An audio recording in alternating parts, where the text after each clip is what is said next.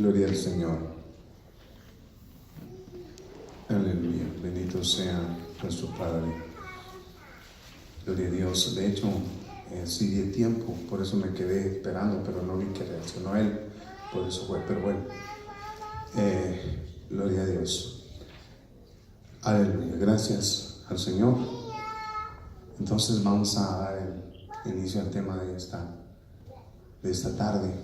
Un tema que usted va a disfrutar junto conmigo. Después de hecho, desde el momento en que se subieron, había una armonía muy hermosa en el ambiente, había algo hermoso. Por eso fue que decidí precisamente poner en el teléfono, porque alcancé a discernir el espíritu que se estaba moviendo. Era muy hermoso, ¿verdad? A pesar de que no somos grandes músicos, pero no sabemos cantar, pero sabemos que Dios está en medio nuestro, ¿verdad? Y esta es la hora, como decía el hermano que le decía al Señor, la hora viene y ahora es cuando los verdaderos adoradores. Eso se lo dijo a la samaritana. Y la samaritana creyó en el león de la tribu de Judá, y la samaritana fue llena. Aquel cántaro ya no solamente se le llenó el cántaro literal, sino que también se le llenó su alma, que también es el otro cántaro espiritual. Se le llenó del vino, hermano, porque ahí estaba frente a ella el león de la tribu de Judá. Gloria a Dios. El tema de esta tarde es las guerras del dulce cantor. Estábamos hablando acerca de el momento de la canción, después hablamos el momento del canto. Bueno, hemos estado hablando con respecto a eso porque el Espíritu así nos ha llevado antes de entrar a la conquista de todos los reyes. Usted tiene que llevar, porque acuérdese que Judá irá primero. O sea, está hablando de la alabanza. Entonces la alabanza tiene que ir bien en nosotros para poder ir a la conquista. Amén. Entonces yo le puse el tema las guerras del dulce cantor. Amén. ¿Cuántos son dulces cantores? Amén, hermanos. Sí. Aquel que está restaurado por dentro con un altar al estilo del tabernáculo de David es un dulce cantor. Porque lo de dulce cantor no es precisamente por cantar bonito, sino porque usted tiene un canto especial para su Señor, así como lo tenía el dulce cantor de Israel. Era un hombre que sabía adorar, sabía alabar, pero era un hombre, hermano, sincero. Era un hombre que había quitado muchas cosas de su corazón y sobre todo había quitado la amargura. Amén. Porque la amargura es el letal enemigo de la alabanza. Pero bueno,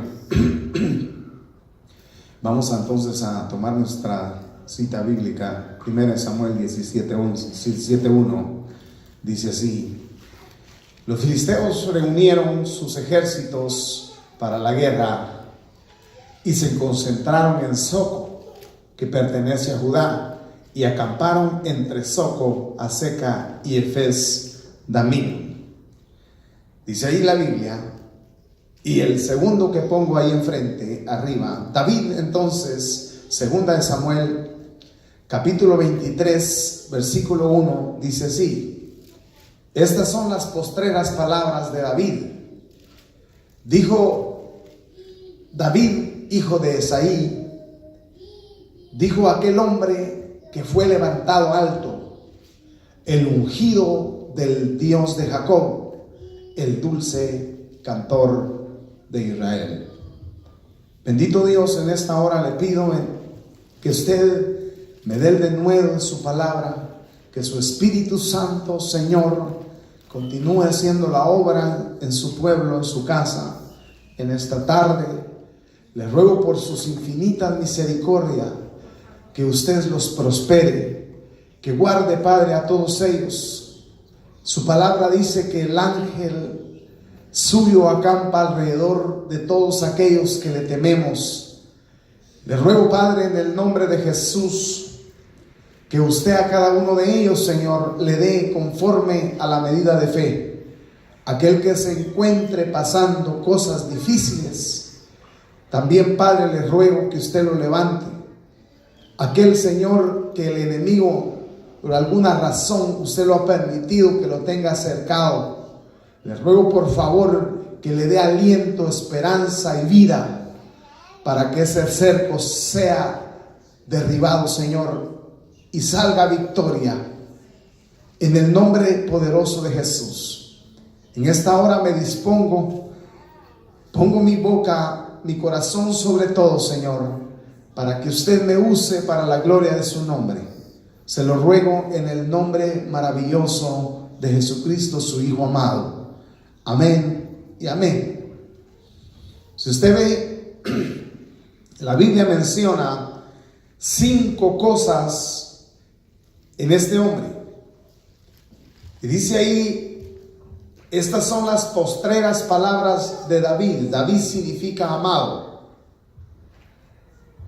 Y dice David, hijo de Esaí, marca a Esaí. Y dice ahí, significa Esaí, Dios es salvación o Dios es exaltado. Dijo aquel hombre, aquel guerrero, aquel gibor, aquel hombre, hermano, que no se había quedado en la etapa de un hombre terrenal, sino que había alcanzado un nivel de general debido a sus hazañas, en lo espiritualmente hablando, que fue levantado en alto, dice, por eso, porque alcanzó los niveles de aquel hombre espiritual y se convirtió en un guerrero. El ungido, aquel hermano que había sido ungido como rey, y dice el dulce cantor de Israel, un hombre que realmente no se lo había ganado o no se lo ganó nadie más que solamente aquel hombre que encontró en la alabanza su refugio, que se dio cuenta que en la alabanza había liberación, se dio cuenta que él podía impresionar a Dios a través de cánticos y de salmos, y que el favor del Señor caía sobre él a través de la forma en la cual él se entregaba en esa adoración. Pero yo quiero adelantar esto y avanzar en lo que es el tema. En el tiempo, hermano, de las guerras, cuando el tabernáculo se levantó, o cuando aquel tabernáculo de David, que hay una promesa que sería levantado en los últimos días, se dio una guerra muy importantísima. Y dice la Biblia en 1 Samuel 17:12, David era hijo del efrateo de Belén. Fíjese lo importante. Este hombre, algo que quiero que tomemos en cuenta para nosotros realmente ser unos adoradores. Hermanos, si este hombre encontró, por decirle, el misterio de la adoración, encontró, hermano, esta forma como impresionar a Dios, es digno de imitar. Imagínese usted que esa profecía, cuando declara que sí sería levantado el tabernáculo, ¿qué fueron las cosas que ese hombre puso en ese tabernáculo para que de alguna manera Dios, hermano, lo pusiera en uno de los profetas, o lo escribiera en uno de los libros de los profetas, o puso a un profeta a profetizar de eso? Y es el profeta Joel, si no me equivoco. Pero dice ahí que este hombre, en el capítulo 17 Versículo 12, primera Samuel. David era hijo del efrateo de Belén de Judá, llamado Isaí, y este tenía 8 hijos. Isaí en los días de Saúl era ya viejo, avanzado en años entre los hombres. El asunto es que, si usted lo ve aquí, dice que David menciona, era la primera característica, significa amado. La segunda característica dice que era efrateo, y la palabra efrateo significa fructífero. Y después dice, hermano, que era de Belén, o sea, dice que eran 8 los hijos que habían en esa casa, o el sello de la casa de David, hermano, era el 8. Y el 8, usted sabe que es reinicio, era un hombre que estaba, hermano, en un círculo virtuoso de reinicio en su vida. O sea, era un hombre que se renovaba día con día. Era un hombre, hermano, que se ministraba. O sea, ese hombre se mantenía ministradito delante del tabernáculo. Era, hermano, entonces de Belén. Y Belén, usted sabe que es la casa del pan. Ese hombre estaba lleno de palabra. Porque usted, para ser un adorador, usted tiene que leer la Biblia. Porque esa es la inspiración, hermano, más exacta que hay. Entonces, era de Judá. Hermano, había alabanza en sus labios. Fíjese, si usted quiere, hermano, usted quiere imitar a este hombre, porque se puede imitar a este hombre. Ahora dice ahí que era hijo de Esaí. Este hombre, Esaí, significa Jehová existe. O sea, este hombre tenía una experiencia personal con Dios.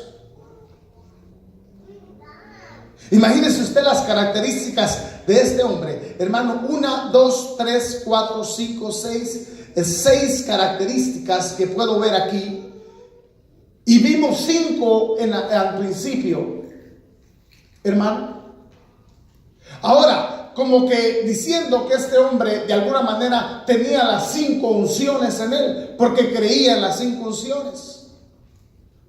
Pero también tenía todas estas características que se venían a dar después. Ahora, para avanzar, las guerras entonces en el tiempo del tabernáculo de David, podemos ver aquí que los espíritus emigratorios o vagabundos, que eran los filisteos atacando, hermano, aquel reino en el cual se encontraba aquel hombre. Vemos que los filisteos, hermano, la palabra filisteo significa emigrar, vagabundear, ir de un lugar a otro según la conveniencia. Eso significa, hermano, la palabra filisteo. O sea, emigrar, o sea, o vagabundos. Ahora, fíjese, viene del latín emigrare, que significa cambiar de casa o cambiar de altar. Eso era lo que significaba, o lo que significa filisteo. Ahora, son los que se van de su región a otra más provechosa constantemente. Esos son los que emigran. Ahora, inmigrante, que es otra palabra parecida, hermano, el inmigrante son aquellos que abandonan su lugar por motivos de buscar vida para establecerse. O sea, como nosotros fuimos o somos inmigrantes, ¿verdad que sí? Pero el inmigrante es aquel que no pudo estar en su país, hermano, sino que trató de buscar una vida nueva para establecerse. Porque eso venimos a hacer nosotros a este país, a establecernos. Pero estos, hermanos, lo que denota la palabra filisteo es que estos emigran, o sea, cambian de altar o de casa, pero van de región a otra que para ellos es provechosa. O sea, si no les conviene aquí, o sea, ellos no buscan realmente establecerse, sino que van donde ellos les conviene. Eso es lo que provoca este espíritu o los filisteos. Ahora, hermano, el modo de operación de toda clase de género espiritual. Fíjense, pues. En 1 Samuel 17:1 lo vamos a ver la forma de operar de estos espíritus. En 1 Samuel 17:1 dice así: y los filisteos reunieron sus ejércitos para la guerra y se congregaron en Soco, que pertenece a Judá, y acamparon en Soco y a Seca en Efes-Damim. Y en 1 Samuel 17:2, y también Saúl y los hombres de Israel se juntaron y acamparon en el valle de Ela y ordenaron la batalla contra los filisteos. Y los filisteos estaban sobre un monte a un lado e Israel estaba sobre un monte al otro lado, y había un valle entre ellos. Fíjese cómo, por ejemplo, yo le dije y le he dicho desde el principio, este lugar, nosotros el Señor le puso Peniel. Pero todo aquel que entra a Peniel, hermano, tiene la responsabilidad propia de que aquí tiene que vencer a su gigante. Si Dios te trajo a Peniel es porque tú tienes que vencer el gigante de tu vida. Yo no sé cuál era el gigante, o es el gigante, o sigue siendo el gigante suyo. Pero, por ejemplo, el mío, hermano, era hasta cierto punto la violencia. O sea, yo era poca mecha. Yo era un hombre, hermano, alegadorazo, pues, por decirlo así. Áspero. Ahora, mi gigante ahí está. Yo lo tenía que, hermano, yo llegué a Peniel, así como Jacob llegó a Peniel, y en Peniel, hermano, le tuvieron que cambiar de nombre. Pero a él no solamente le cambiaron de nombre, sino que también le dislocaron, hermano, la cintura o el muslo, por decirle algo, para que él ya no caminara igual. O sea, le cambiaron su forma de caminar, porque usted y yo no podemos seguir caminando como caminábamos antes. Porque si usted camina como camina antes, usted agarra para donde se le da la gana. Pero el Señor vino, los trajo a Peniel para cambiarle su manera de caminar. O decimos en Guatemala, su manera de bajar mangos. Usted la tiene que cambiar, usted no puede seguir siendo el mismo. Pero el problema es que para cambiarnos nos van a tener que confrontar.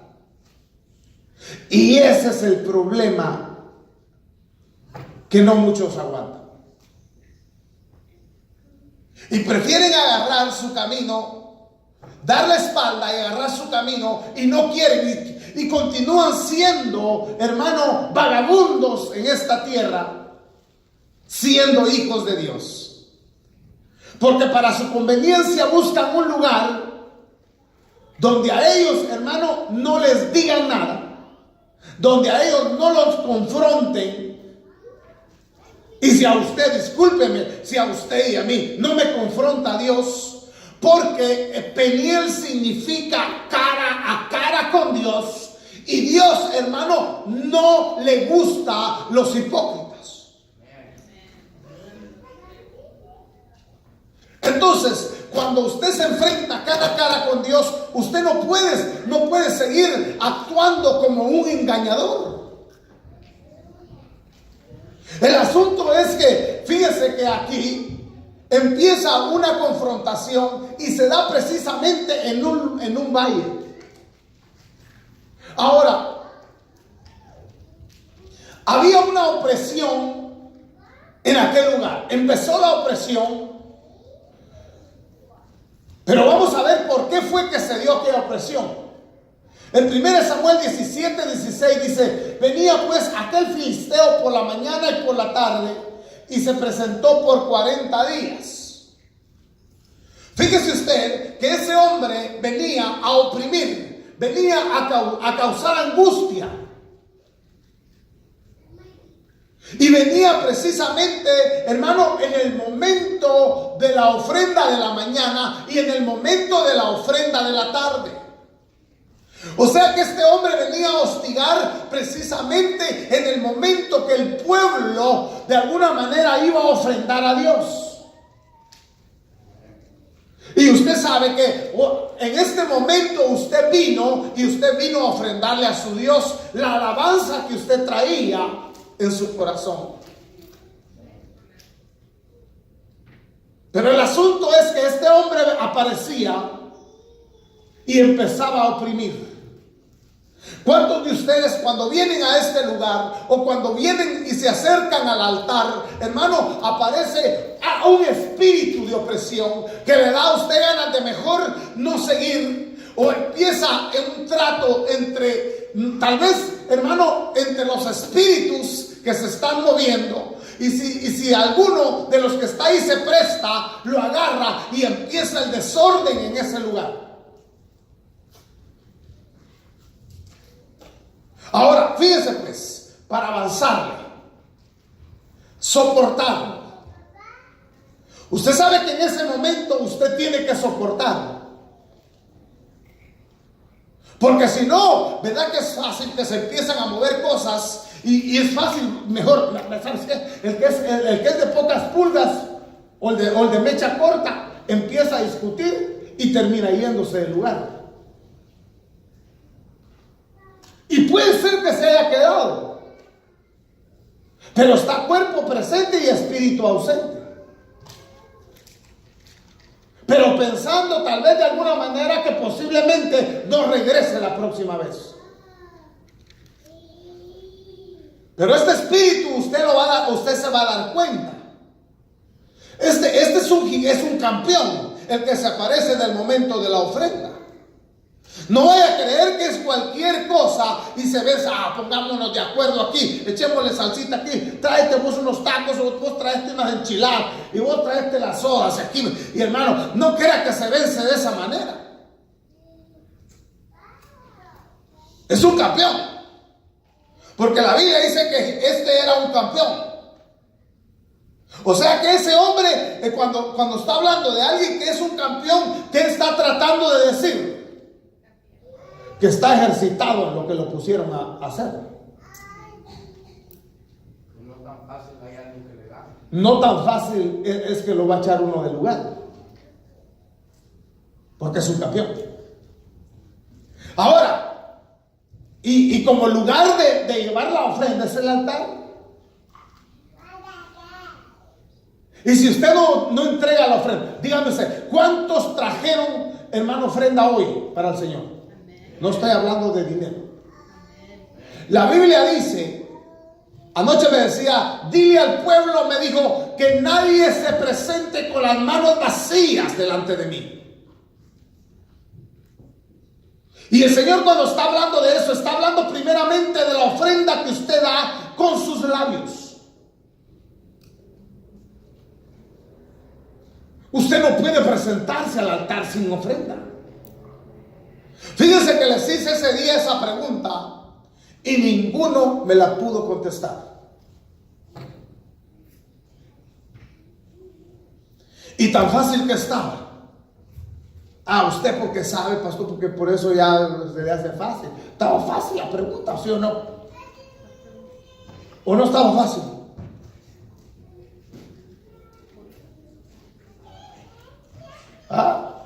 ¿Verdad que la obediencia encierra las obras, encierran la obediencia, todo eso, ¿verdad que sí? La fe. ¿Qué más? La obediencia. La ofrenda. Y el altar. ¿Sí o no son las cuatro cosas?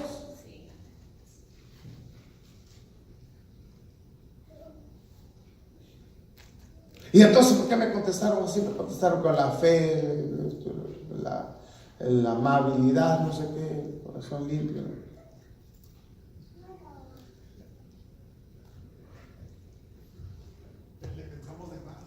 ¿Le pensaron de más? No, le pensaron de menos, hombre. Viene de más, dice, mire, ay, qué abusado es. Pero el asunto es que en el momento ese usted tiene que soportar. La palabra soportar, hermanos, relativamente significa reprender. Y es que en el momento, precisamente cuando usted se presenta, él, le cuento, hermano, cuando usted va a la línea de la batalla, él ya está ahí causando presión. Y se empiezan a friquear ahí las cosas. Se empiezan a dar movimientos raros. Pero es el paladín, es el campeón que ya está ahí presente. Ahora, vamos a avanzar. Entonces, la palabra soportar es, positivamente, es perseverar, soportar, resistir, mantenerse firme, aguantar, quedarse y mantenerse en su lugar. Esas son las 7 cosas en lo positivo. O sea que en el momento que usted llega y empieza a ver todo ese movimiento, ese campeón, le digo, ya está ahí. Pero usted tiene que perseverar en lo que está haciendo. Usted tiene que soportar si hay algo que se dio. Usted tiene que resistir. Usted tiene que mantenerse firme. Porque verdad que a veces uno no se mantiene firme, sino que se da algo ahí en el momento, en el altar, y uno lo que hace es así como achicopalarse. Y ya empieza uno con sentimentalismos. Entonces mire, aguantar, quedarse y mantenerse en su lugar. Ahora, en lo opuesto, o puede ser que usted se desespere. Ya me desesperaste con tu voz. Mira, es que me desesperas con tu movimiento. Y luego, ya deja de orar así, no me dejas orar a mí. Porque verdad que hay unos que, ¡ay, Padre! Y usted no puede orar por estarlos escuchando a ellos, ¿verdad? Y al otro se empieza a agarrarle desesperación porque el otro grita mucho, o tal vez el otro no lo acompaña en la oración, y cualquier cosa se da. Y el otro que quiere, no, hombre, pongamos las de Luis Miguel, hombre, no, pongamos la de este, ¿cómo se llama? De Marcos Witt, hombre. Y el otro, no, pongámoslas aquel de Barak, hombre, y pongamos a Lelim, hombre. Y ahí están, hermano, se empieza a mover eso. Ahora, mire, dejar inconcluso, puede desistir, puede no mantenerse, puede huir, puede desanimarse y puede abandonar. En lo negativo, las 7 cosas. ¿Y ahí quién ganó? El campeón. ¿Y quién perdió?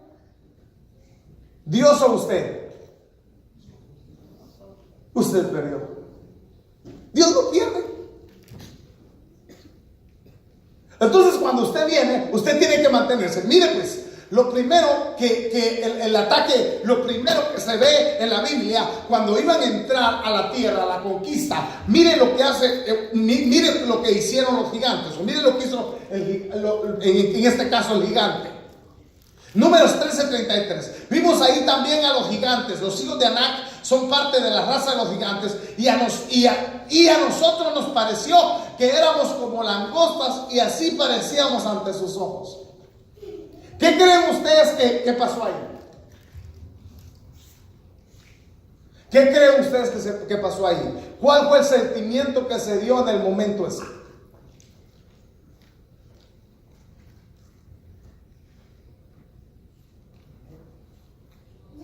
¿Verdad que se menospreciaron ellos mismos? ¿Y qué pasa con usted? Usted dice, no, usted mi voz se oye como mal. No alabo bien, no puedo gritar. Hoy se oye mi voz así, pero se oye como hipócrita. Eso fue, se empezó a menospreciar ellos, ¿no? Y en la alabanza, ¿usted por qué cree usted que no? No, usted no empieza a clamar.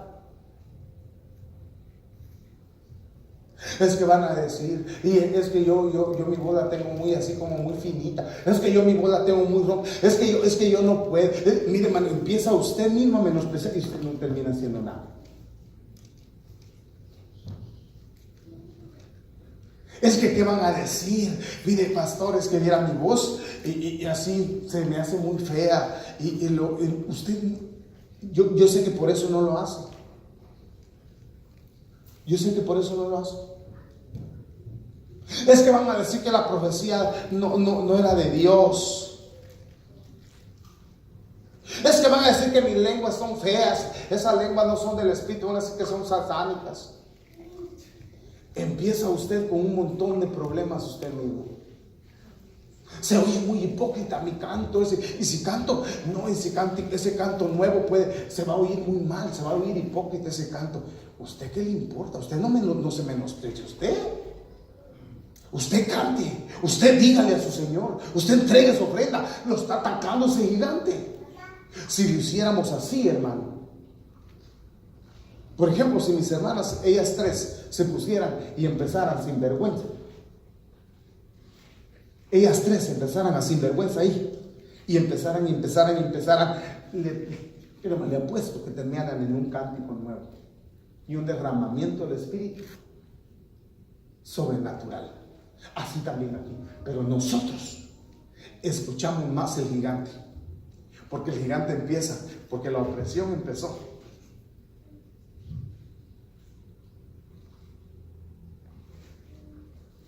Ahora, entonces, la primera ataque a la razón es menospreciarse para no mantenerse en la batalla. ¿Sí? ¿Por qué no? Mire, yo le voy a decir algo. ¿Por qué desde el principio, mi consejo es, ¿por qué no se pone de acuerdo usted primeramente? Alma, cuerpo y espíritu. Pero vamos a seguir para que vea usted. Fíjese pues. La estrategia del vagabunda. Mire, hermano. 1 Samuel 17:1. Y los filisteos reunieron sus ejércitos para la guerra y se congregaron en Soco, que pertenece a Judá, y acamparon entre Soco y Aseca en Efes-Damim. Ahora, yo quiero que usted me diga aquí, ¿cuál es la diferencia entre los dos ejércitos?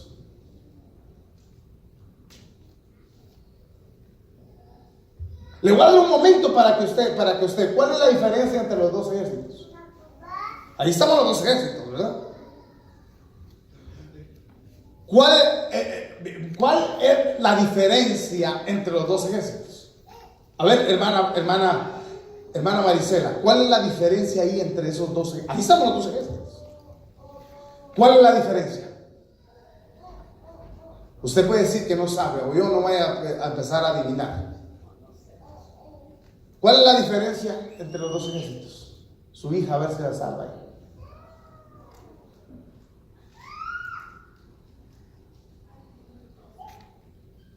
¿Cuál es la diferencia, hermano Benito, de los dos ejércitos ahí? Le voy a volver a leer, dice ahí. 1 Samuel 17:1 dice: y los filisteos reunieron sus ejércitos para la guerra y se congregaron en Soco, que pertenece a Judá, y acamparon entre Soco y Aseca en Efes-Damim.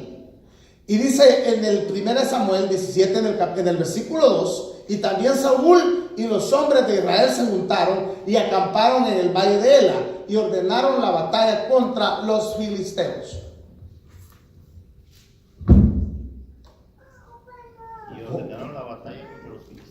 Y ordenaron la batalla contra los filisteos. A ver, ¿cuál es la diferencia de las cosas que hay? A ver, alguien más. A ver, Cristian.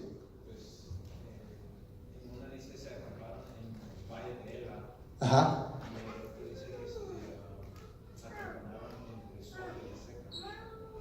¿Cómo dijiste? Se acamparon entre Soco y Aseca, y luego en el otro se dice en el valle de Ela. Ok. ¿Sabes tú cuál es lo clave ahí? ¿Cuál es lo clave ahí? ¿Alguien puede decir? Bueno, no saben. Mire pues. Veamos bien, enfoquen bien, pongan el zoom, ¿ok? Dice, y los filisteos se reunieron, sus ejércitos se congregaron, y estos se juntaron y acamparon. Escuche bien, porque, a ver, discúlpenme. ¿Usted a qué ha venido a este lugar? ¿Ah? A reunirse y a congregar. Pero ¿quién eran los que estaban haciendo eso ahí? Los filisteos, ¿verdad? Pero el pueblo de Israel, el pueblo de Dios, ¿qué llegó a hacer? Se juntaron y acamparon. Y los filisteos llegaron, se reunieron y se congregaron. ¿Qué le parece a usted? ¿A qué cree usted que entran aquí? Aquí vienen, ellos saben a lo que vienen. Ellos vienen a reunirse y a congregarse, le cuento. Y si usted, hermano, no lo saca, y usted y yo no lo sacamos, terminan siendo la congregación, haciendo una congregación en la casa de Dios. No, y como vienen a congregarse, aquellas personas que la toman y la comienzan a poner en desacuerdo con los demás, y lo que hacen, como vienen a congregarse, se llevan a esa persona para afuera. El asunto es este. Volvemos a ver, yo quiero que pongamos atención a esto. Porque, voy a ir allá a juntarme. ¿A dónde vas? ¿A dónde vas? A juntarme allá con las patojas allá voy a ir a ver qué le hacemos ahí, a escuchar a aquel pelón, cabezón. Hermano, me voy a ir a juntar allá y voy a ir a acampar un poquito allá en la casa de la chona.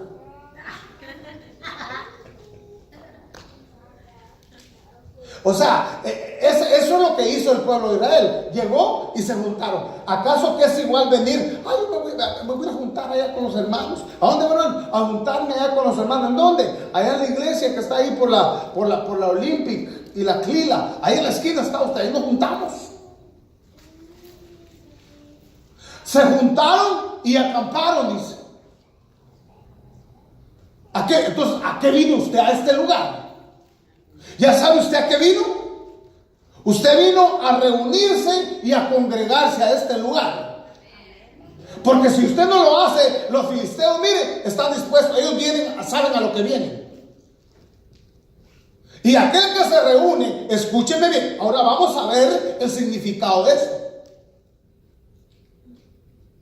Fíjense que la palabra, hermano, reunirse es unidad con acuerdo restablecido. Ese es reunirse.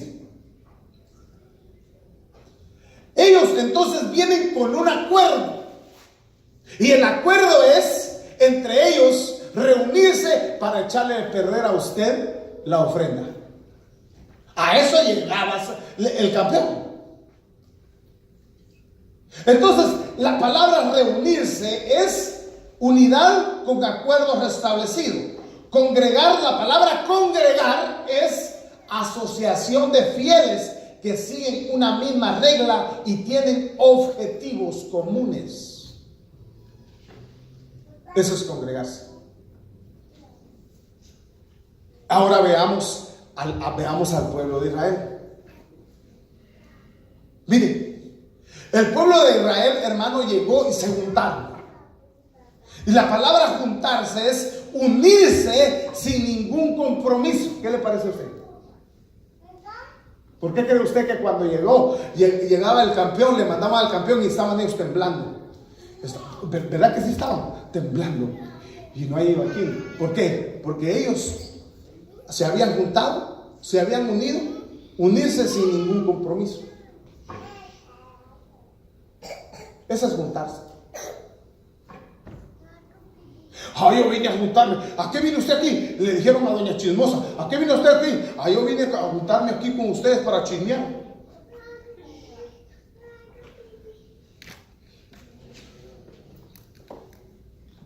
Ahora, dice ahí, acampar. Fíjese, le estoy enseñando lo que el pueblo, ya vimos lo que vinieron a hacer los filisteos. Ahora veamos la palabra acampar, que vinieron a hacer el pueblo de Israel, vino a acampar. Es detenerse en un lugar al aire libre para vivir temporalmente en él. Imagínese usted, si usted viene con el momento, aquí voy a pasar 3 horas aquí, como vienen algunos ahí, dicen, no, yo vengo a la iglesia y vienen solo por cargar el celular. ¿Se ha dado cuenta usted que ahí vienen nomás solo a cargar el celular? Solo carga el celular y se va. Y es un vagabundo. Porque aquí no hay cabida para vagabundos. ¿Se da cuenta usted que cuando viene un vagabundo aquí, alguien que no respeta y se da cuenta que no tarda? ¿Ya se dio cuenta? Porque en este lugar no es un lugar para vagabundos. Y cuando uno tiene en la mente eso de vagabundo, uno busca lugar por conveniencia y mejor se va. Porque en Peniel no se aceptan los vagabundos. ¿Y qué hace? Buscar un rey conforme a su corazón. O sea, un pastor conforme a su corazón. Vagabundo igual que ellos. Ahora, fíjese, vamos a seguir adelante. Entonces, eso ellos llegaron a acampar. Ahora, la palabra detenidos denota 2 cosas. Detenidos es sin cobertura o bajo mala cobertura. Y dice, escogieron la opresión y guerra como lugar de habitación temporal. Y dice que ahí lo hizo por 40 días. Entonces, ¿en qué se metieron? En un desierto. En una prueba.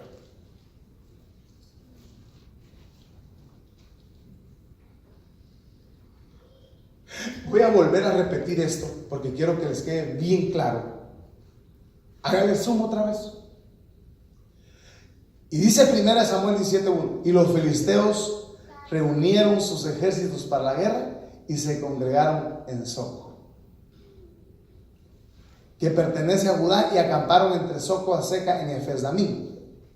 Y dice, y el pueblo de Israel, y también Saúl y los hombres de Israel se juntaron y acamparon en el valle de Ela y ordenaron la batalla contra los filisteos. Fíjese pues, no vaya a cometer el error de venir aquí solamente por juntarse. Es que el pastor la vez pasada me regañó porque no vine a la iglesia y entonces voy a ir a juntar para que me vea, para hacer cuerpo, y viene usted solo a hacer, trae su cuerpo ahí y lo trae y se viene aquí, pero usted sigue pensando, ¿y qué me irá a decir el viejo cuando llegue? ¿Y qué me va a decir? Y usted se pasa pensando todo aquí, todo el tiempo, la hora, cómo va. Y voy a entrar por la puerta de atrás. Y le voy a llamar, antes, cuando vaya por allá, por aquel lugar, le voy a llamar a una y le voy a decir que me abra la puerta de atrás. Usted se pasa, aquí mire, se pasa usted pensando puras tonterías. Y puede ser también que pase como el pueblo de Israel también, que sabiendo la responsabilidad que tenemos en la casa de Dios. Dios nos dio el don de la profecía y nos acomodamos y no queremos compromiso, no queremos profetizar. Nos dio un privilegio y preferimos mejor quitarnos de ese privilegio por no tener compromiso. Tenemos que predicar y nos hacemos los locos para no predicar porque no queremos compromiso.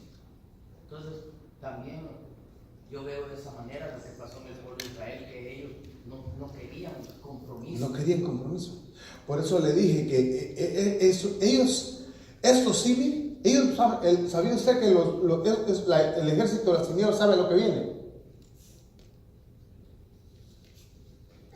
Vamos allá están los de Peniel, vamos a congregarnos a esa iglesia hoy. Se viene el puño de vagabundos, hermano, espiritualmente hablando, y vienen a molestar. Y ustedes, nosotros nos vamos de aquí y nos vamos sin nada, sin haberle sacado unas palabras al Señor, que ese era el propósito de la adoración. Unas palabras. El pueblo de Israel se reunía a alabar. ¿Para qué? Para que Dios descendiera y les diera unas palabras. Pero nos vamos, miren, ¿Verdad que jamás haremos eso una vez más? ¿Se va a esforzar usted por venir a congregarse y a reunirse? ¿O va a dejar que los filisteos vengan a reunirse a este lugar y vengan a congregarse? Este es el lugar que nos dio nuestro Padre para congregarnos y reunirnos. Y así tenemos que hacerlo. Ahora, vamos a seguir entonces. Juntarse denota unirse sin ningún compromiso. O sea que usted tiene que venir a la casa de Dios y tener un compromiso. ¿De qué? De servir. Un compromiso de profetizar, el que tiene el don. Un compromiso, porque es un compromiso que usted tiene con el Espíritu. ¿Usted cree que le dieron el don o el regalo para que usted lo tuviera ahí nada más? ¿Usted cree que le dieron las lenguas para que usted las tuviera ahí? Yo hablo en lenguas, nomás porque cuando le digan habla en lenguas, para presumir que habla en lenguas. Le dieron las lenguas para que cuando venga el Espíritu, cuando venga a alabar a la casa de Dios, usted termine hablando en lenguas. Porque el que habla en lenguas habla misterios con Dios. Y dice, y su espíritu se va edificado. Porque si usted solo habla con el entendimiento, solamente usted se va edificado en el entendimiento, pero su espíritu se va sin edificación. Por eso es que las lenguas usted las tiene que anhelar. Ahora, fíjese, para avanzar entonces, hermano, los filisteos reunidos y